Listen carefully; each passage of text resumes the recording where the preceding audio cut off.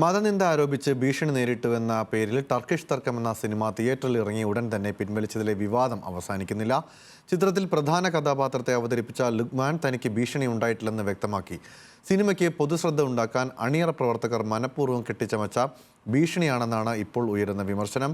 ഇത് സത്യമാണെങ്കിൽ Islamophobia കച്ചവടത്തിനായി cinema അണിയറ പ്രവർത്തകർ മനഃപൂർവ്വം ഉപയോഗിച്ചെന്ന് വേണം കരുതാൻ. ഒരു മുസ്ലിം ദേവാലയവും ഖബർസ്ഥാനിലെ ശവസംസ്കാരവുമായി ബന്ധപ്പെട്ടുണ്ടാകുന്ന ചില തർക്കങ്ങളും ഇതിവൃത്തമാക്കിയാണ് ടർക്കിഷ് തർക്കം എന്ന സിനിമ പുറത്തിറങ്ങിയത്. നവംബർ 22-നാണ് ചിത്രം റിലീസ് ചെയ്തത്.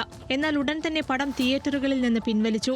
മുസ്ലിം സംഘടനകളിൽ നിന്ന് ഭീഷണി ഉള്ളതിനാൽ ചിത്രം പിൻവലിക്കുന്നുവെന്നാണ് അണിയറ പ്രവർത്തകർ വാർത്താ സമ്മേളനം നടത്തി പറഞ്ഞത്. കൂടുതൽ ഇഷ്യൂസിലേക്കോ അല്ലെങ്കിൽ ഒരു വിഭാഗം ആൾക്കാർ അത് കാണാതെ മാറി നിൽക്കരുതെന്ന് കരുതിയിട്ടാണ് ഞങ്ങൾ നിങ്ങളുടെ മുമ്പിലേക്ക് വന്നത്.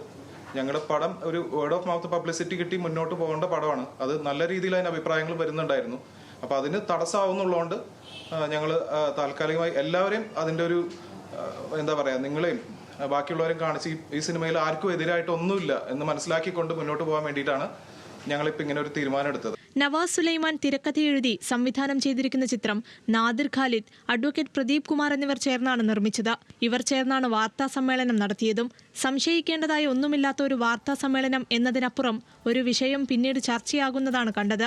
മതസംഘടനകളുടെ ഭീഷണി എന്നതിൽ ദുരൂഹത ഉണ്ടെന്ന് ആദ്യം പറഞ്ഞത് കോൺഗ്രസ് നേതാവ് വി ടി ബൽറാമാണ്. മതസ്പർദ്ധ വളർത്തുന്നു അല്ലെങ്കിൽ മതവികാരം വ്രണപ്പെടുത്തുന്നു എന്ന തരത്തിലുള്ള ഒരു ക്യാമ്പയിനൊക്കെ അതിനെതിരെ ഉണ്ടാവുന്നുണ്ടെങ്കിൽ നമ്മളൊക്കെ വളരെ പെട്ടെന്ന് തന്നെ അത് ശ്രദ്ധിക്കുമല്ലോ. അപ്പം അങ്ങനെ ഒന്നുമില്ലാത്ത ഒരു കാര്യത്തിൽ അതിൻ്റെ പേരിലൊരു വിവാദം ഇവർ തന്നെ സിനിമയുടെ അണിയറ പ്രവർത്തകർ തന്നെ ഉണ്ടാക്കി എന്നുള്ളപ്പോഴാണ് അതിൻ്റെ പുറകിൽ മറ്റേതെങ്കിലും ലക്ഷ്യമുണ്ടോ, ഇതൊരു മാർക്കറ്റിംഗ് തന്ത്രമാണോ എന്ന് സ്വാഭാവികമായിട്ട് നമ്മൾ സംശയിച്ചത്.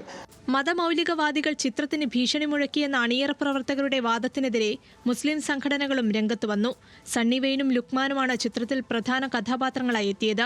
തനിക്ക് ഭീഷണി വന്നിട്ടില്ലെന്നും സിനിമ പിൻവലിക്കാനുണ്ടായ സാഹചര്യത്തെക്കുറിച്ച് ഉത്തരവാദിത്തപ്പെട്ടവർ വ്യക്തമായ ഉത്തരം നൽകിയില്ലെന്നും ലുക്മാൻ വ്യക്തമാക്കിയിട്ടുണ്ട്. ഇതോടെ കള്ളി വെളിച്ചത്താവുകയാണ്. ഇന്ത്യയിൽ ഇസ്ലാമോഫോബിയ തരാതരം പോലെ പലരും എടുത്തുപയോഗിക്കുന്നത് സ്ഥിരം കാഴ്ചയാണ്. അതിനിടയിൽ ഒരു സിനിമയ്ക്ക് തിയേറ്ററിൽ ആളെ കൂട്ടാൻ പുതിയ തരം PR വർക്കുമായി അണിയറ പ്രവർത്തകർ ഇറങ്ങിയിരിക്കുന്നുവെന്ന കടുത്ത വിമർശനം ഉയരുന്നു. ന്യൂസ് മലയാളം, കോഴിക്കോട്.